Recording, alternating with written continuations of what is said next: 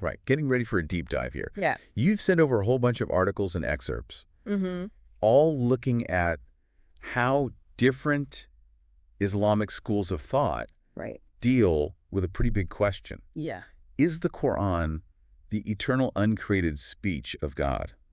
It's a question that cuts right to the core Yeah. of Islamic theology. I mean, that's a question that seems like Right. even people who, Yeah. have been following Islam for a while might still trip up on. It can be tricky, yeah. Where do we even begin unpacking this? Well, it can help to kind of think of Islamic thought on this topic as a spectrum. Okay. And on one end of that spectrum, you have the Mu'tazilites. Mu'tazilites, yeah, not Mu'tazilites. Got it. And they were really known for their emphasis on reason and logic. Okay. So how did that emphasis on reason shape their view of the Qur'an as God's speech? Well, they thought that if God's speech existed as a separate eternal entity, Mm-hmm. it would suggest that there was something Right. outside of God himself. And that would contradict the idea of God's absolute oneness and limitlessness.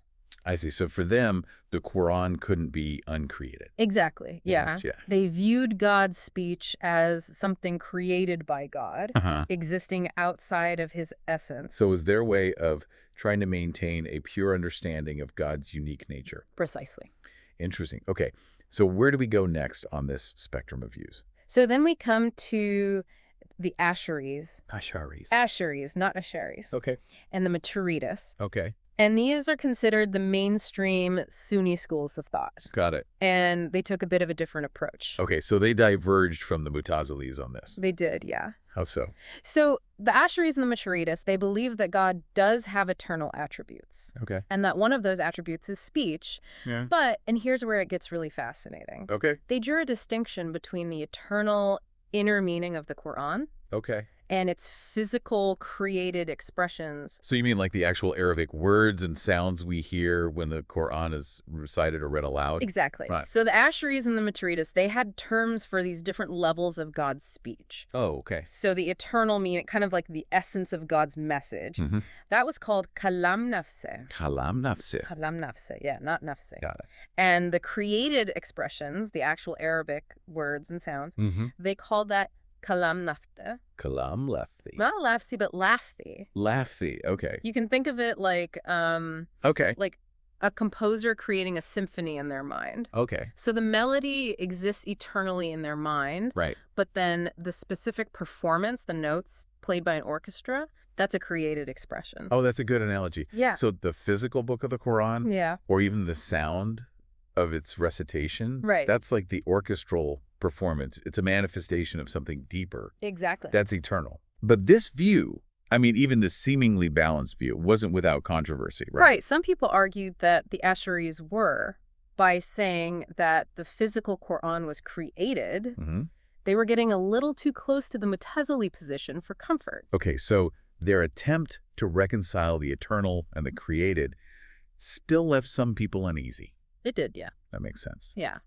So who else do we need to meet on this spectrum? Okay, so on the other end of the spectrum, you have the Hanbalīs. Okay. They're often seen as the most literalist school of thought, Okay. and they held a very firm belief Okay. in the Qur'an's uncreatedness, and not just in the meaning, but also in its specific form. So they believe that the Arabic words and sounds of the Qur'an themselves were eternal. Yes, Right, that seems like a pretty bold claim. it is. Yeah. So some Hanbalīs believed that the entire Qur'an, in its precise Arabic wording, Mm. was uncreated and eternally existing as God's speech. Okay. Now, this view, however, this sparked accusations of what's called incarnationism.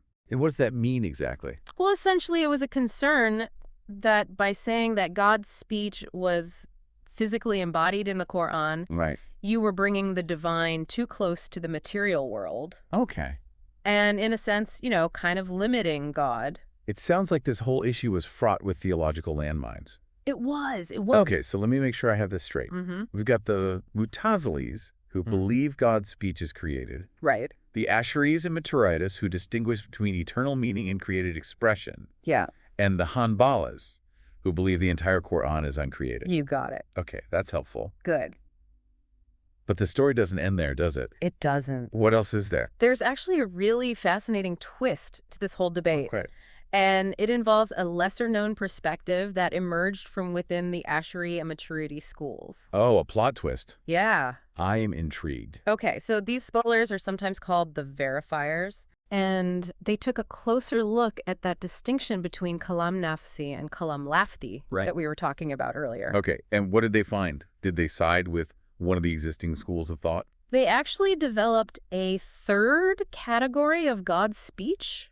Oh, wow. Which kind of bridged the gap, in a sense, between the Ash'aris and the Hanbalīs. So they called this third category Kalam lafti nafsi. Kalam lafti. Not lafti nafsi, but lafti nafsi. Okay. And it refers to the actual Arabic text of the Qur'an. Okay. But as it exists within God's eternal knowledge. Wait, so they're saying that the exact wording of the Qur'an, the Arabic script itself, is eternally present in God's mind. Yeah. But how is that different from what the Hanbalīs were saying? Well, it's a subtle distinction, but an important one. Okay. So the Hanbalīs really emphasize the physical Qur'an, the sounds, the written text, as being uncreated and eternal. Okay.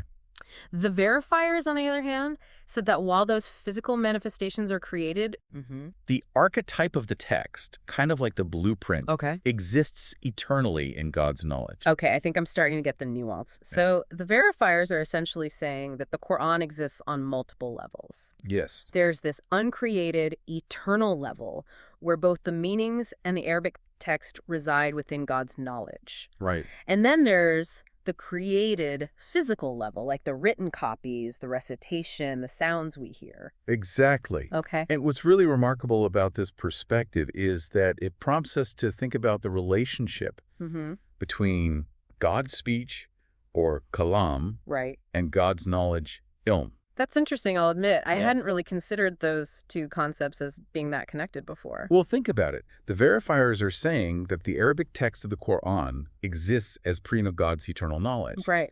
But they're also saying that it's part of his eternal speech. Right. So then the question is, how can something be both knowledge and speech in this divine sense? Yeah, that's a really good question. It is. How did the verifiers explain that? Did they see God's knowledge and speech as being totally separate, or was there some kind of overlap? Well, they argued that while God's knowledge and speech are distinct attributes, they are also profoundly interconnected. So God's knowledge is, of course, all-encompassing. It includes everything that was, is, and could be. So infinite knowledge, basically. Exactly. And within that vast, boundless knowledge, there exists this specific realm, a dimension, if you like, that we call God's speech. So his speech is kind of like a subset of his knowledge. Yeah. But I imagine a very special and significant subset. Yes, precisely. Okay. It's the subset that deals with God's communication, his revelation to humankind. So God's speech is that part of his knowledge that he chooses to make known, to share with us. Exactly. And the verifiers are saying that God's speech includes not just the eternal meanings behind the Qur'an, the Kalam Nafse, but also the specific Arabic wording as it exists in his knowledge, the Kalam Lafti Nafse. You got it. Okay. It's like God has this perfect eternal script in his mind, and that script is simultaneously both knowledge and speech. Yeah. It's knowledge because God knows it completely and perfectly. Right. But it's also speech because it's designed for communication, for revelation. Wow, that's pretty mind-blowing. It is. So we've gone from this seemingly straightforward question, is the Qur'an the eternal speech of God? Yeah. To exploring these incredibly intricate layers of meaning. Right. And delving into the very nature of God's attributes. Exactly. This has definitely given me a lot to think about. Yeah. What has stood out to you the most in all of this? I think for me, it's just a powerful reminder that even within what might seem like a really simple religious concept, like the idea of the Quran as God's speech, there are these layers upon layers of interpretation and nuance.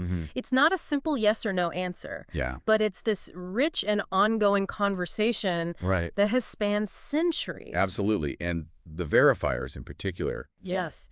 Show us just how intellectually sophisticated and nuanced Islamic thought can be. For sure. It's a far cry from the oversimplified portrayals we sometimes encounter in popular media.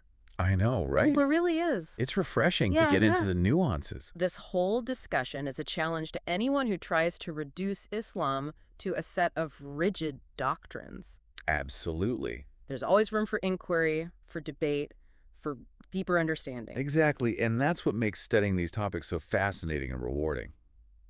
Okay, so we've been spelunking through these fascinating layers of Islamic thought. We have. But I want to know, how does all of this connect back to, well, us? That's the important question. Yeah. If we accept this idea of the Qur'an being the eternal speech of God, whether it's the meanings, the Arabic text, and God's knowledge, or the whole thing, how does that change our relationship with the Qur'an itself? It certainly adds a dimension of awe and reverence. Definitely. Wouldn't you say? For sure, knowing you're encountering something so profound. And timeless. It's not just words on a page or sounds passing through the air. It's like you're getting a glimpse into the mind of God. A glimpse into the eternal wisdom and guidance of God. Yeah, which has to change how you approach reading it. Of course. Or listening to it. Absolutely. It demands a different level of attention, a different kind of intention. For sure. It becomes less about just reciting the words. Right. And more about internalizing them, letting them resonate. Yeah, and remember the verifier's perspective highlights that even the specific Arabic text itself, the Kalam lafti nafse, is part of God's eternal knowledge. It's not just about grasping the abstract concepts. It's not. But also appreciating the beauty and the precision of the language. Precisely. Yeah, it reminds me of how the Qur'an describes itself as a reminder, a healing, a guidance. Right. But those things can only happen if we're approaching it with the right kind of heart and mind. A receptive heart and mind. Yeah. Exactly. This whole discussion about God's speech, I think, really underscores the importance of seeking knowledge. Absolutely. Of engaging in this thoughtful reflection. Yeah, it pushes us to go beyond those surface-level interpretations. Right. And really grapple with the deeper mysteries of faith. It's almost like this intellectual journey, exploring these different perspectives, is a spiritual practice in and of itself. I think that's a beautiful way to frame it. Yeah. And it's that continuous process of discovery and reflection that makes faith so enriching and fulfilling. Well, I think we've definitely given our listeners a lot to think about here. I think so. Any final provocative thought you want to leave them with? Okay. Something they can take away and ponder on their own. Let me see. How about this? Okay. If the Qur'an is indeed the eternal speech of God, existing before the creation of time and space, what does that say about the power of language itself? Ooh. What does it mean for us to be creatures who use words, who communicate, who try to express the inexpressible? That's a deep one. It is. I'll leave our listeners with that. I will too. And on that note, we'll wrap up this deep dive. Thanks for joining us. We'll see you next time. See you next time.